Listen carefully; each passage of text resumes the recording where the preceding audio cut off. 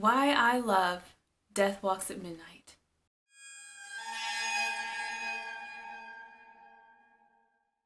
Gary and Not Your Ally both asked if I could possibly talk about why I love Death Walks at Midnight, so I just decided to jump on that real quick once again. Death Walks at Midnight is a giallo released in 1972, directed by Luciano Ercoli. He is also the director responsible for Death Walks on High Heels and Forbidden Photos of a Lady Above Suspicion. It is starring Nieves Navarro, aka Susan Scott, Simone Andreu, and Peter Martell. And the music is by Gianni Ferrio.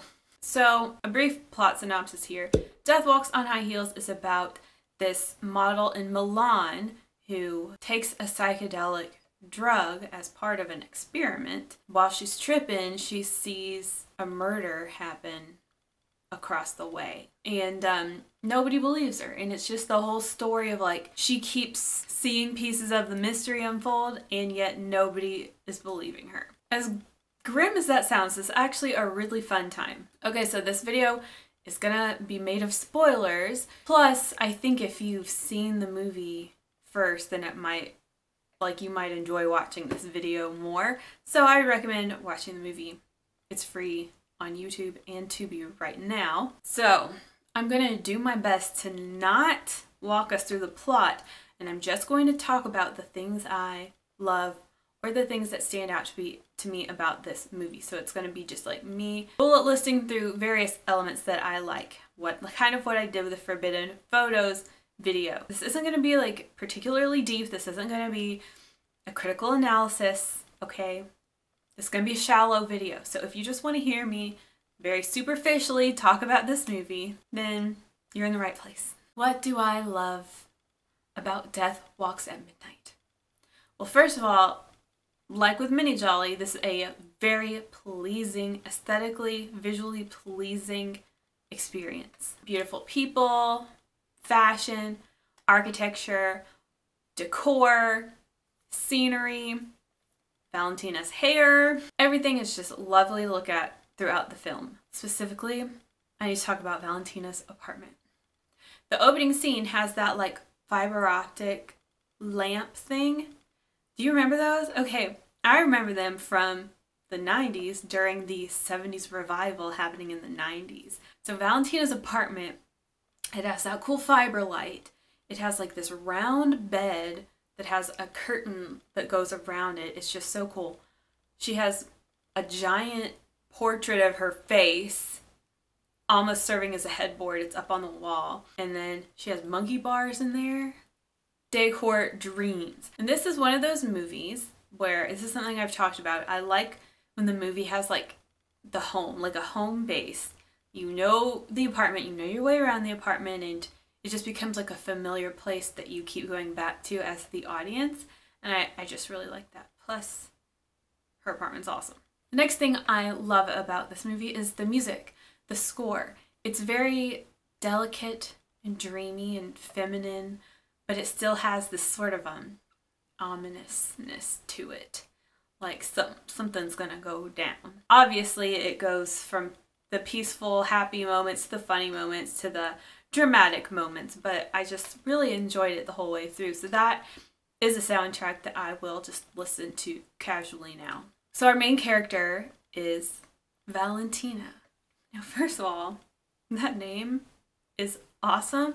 I want to go by Valentina. I don't think I look like a Valentina. Anyway, one of the best names I've heard for a giallo character so far. I love her name, but I also love her. Valentina is very fearless, bold, feisty, combative. She's just kind of like a true redhead stereotype, if you will. She's not timid or afraid or filled with anxiety like a lot of our giallo queens are. She is not a Julie Ward. She is not a Minou from Forbidden Photos. She's really not that scared. She is just yelling all the time, and I love it. She's so unbothered. It's so interesting because even though we're going through this plot of basically all these men not believing her, she doesn't waver. She's not like, they're not believing me. She's like, you assholes. you know? She's very independent. She trusts nobody. It's almost like you can't gaslight her. She's just very secure. I love Nieves Navarro.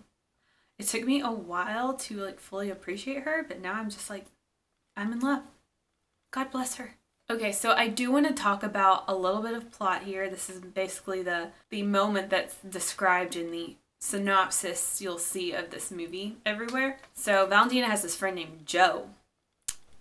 And Joe comes in with a couple of people to Valentina's apartment because she has agreed to take place in a medical study where they inject her with a hallucinogenic drug, and then they record audio of the session, and Joe takes a bunch of photographs. She wants to be anonymous, and Joe's like, yeah, we got you.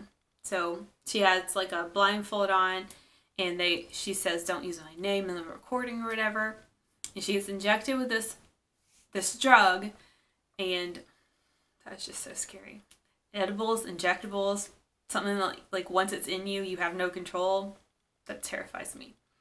So she very quickly starts just giggling and being silly, which is super cute. But Joe takes off her blindfold and starts using her name and taking a whole bunch of pictures of her. Like almost instantly, like as soon as she becomes uninhibited, the anonymity is just like off the table. And that immediately made me hate Joe. He has no respect for her consent. Anyway, she's feeling it. It's really cute. She's laughing a lot. And she looks out the window and she starts to see this murder happening. And it's a really weird kind of build up because she knows something is wrong, like it's starting to happen. She knows something's wrong, but she also can't stop laughing. And it's really disturbing. Okay, yeah, and she sees this killer with an armored fist, as they call it, with a spiky metal fist. He punches this lady in the face. This is a perfect example of the classic giallo blood. Like my favorite type of blood is just, it looks like red paint. And it was spraying everywhere, and they did this thing where it like splashed on the camera lens, and it was beautiful. Oh yeah, and this killer guy. She saw the killer, and he looks like the dude from No Country for Old Men, but he looks like an astronaut version because he has these like outer space looking glasses on. It was hard to take him seriously because he looked so goofy. Anyway, so Valentina starts freaking out, and Joe still just keeps taking all these pictures of her. It was very offensive. Long story short, Joe was writing like a tabloid piece. He just wanted to make some money, and he put her name and face all over the papers about how she did a drug, and then Valentina gets fired. I feel like she was not mad enough at Joe for that. I would never have spoken to him again. Okay, I think my camera's too low. That's a little better. Okay. Anyway, back to the stuff I love. This movie had a lot of comedic moments, a lot of funny moments.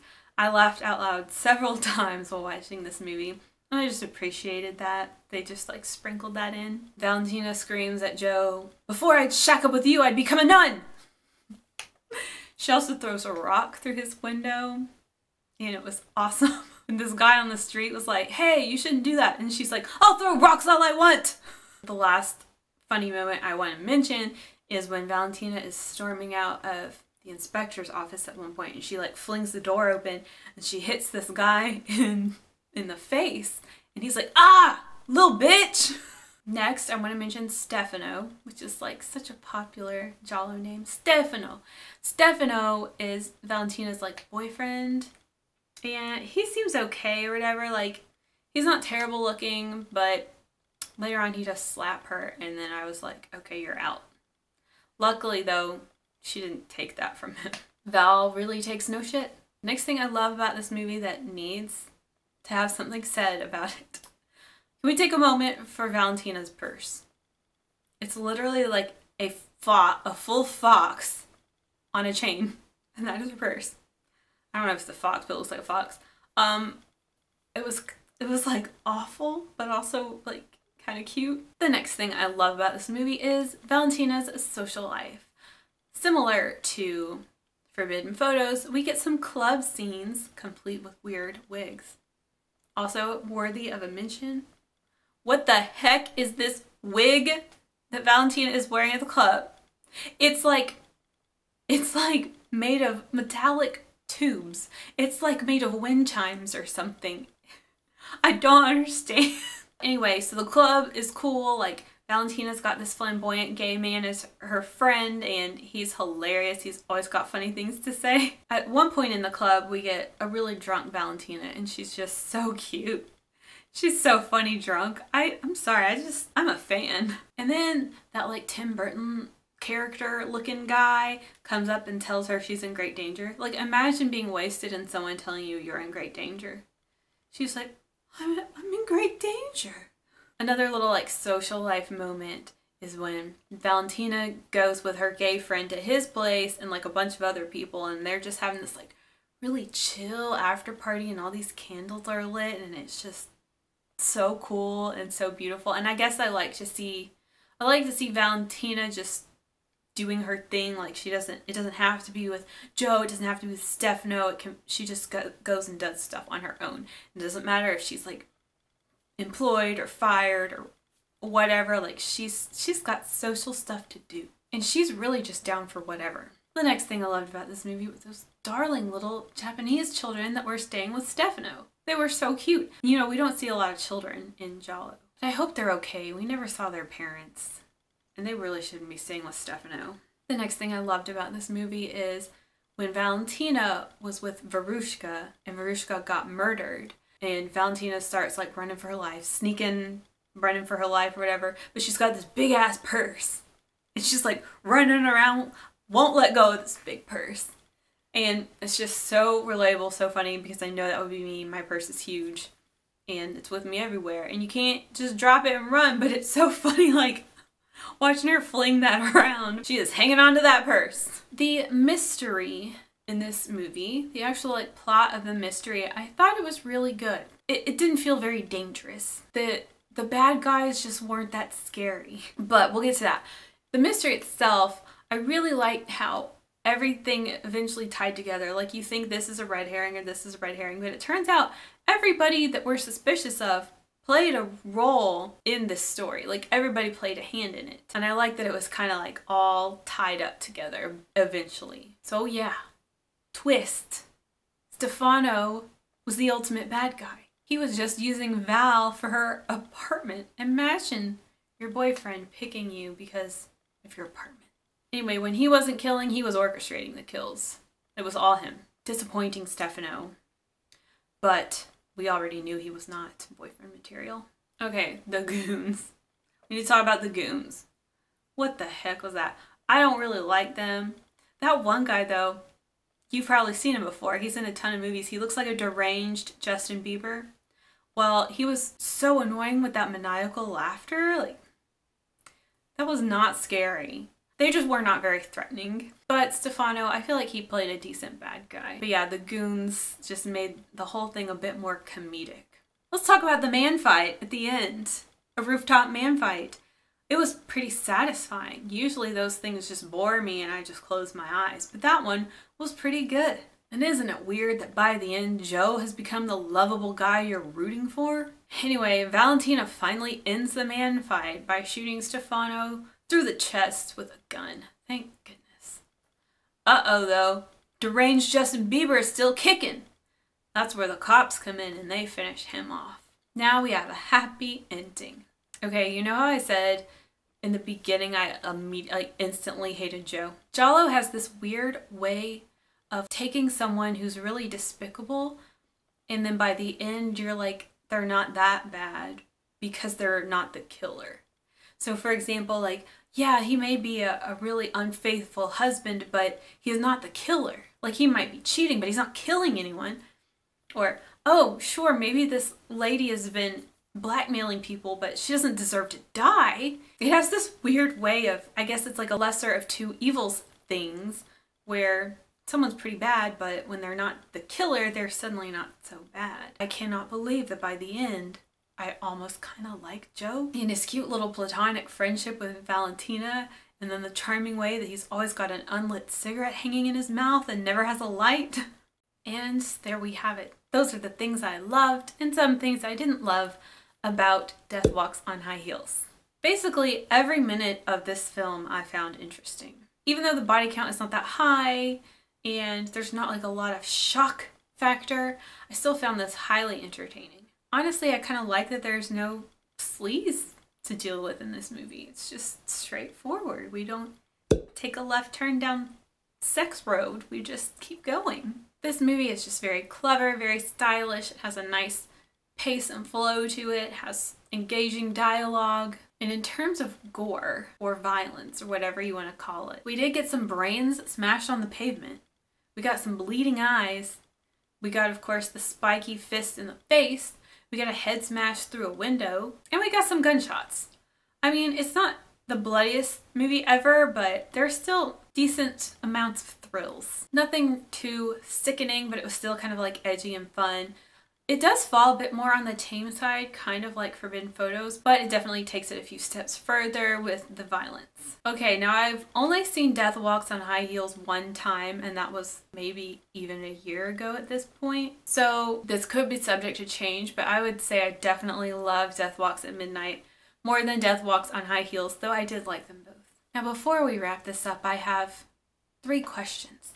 3 unanswered questions about this movie. 1. What were those dead cats about?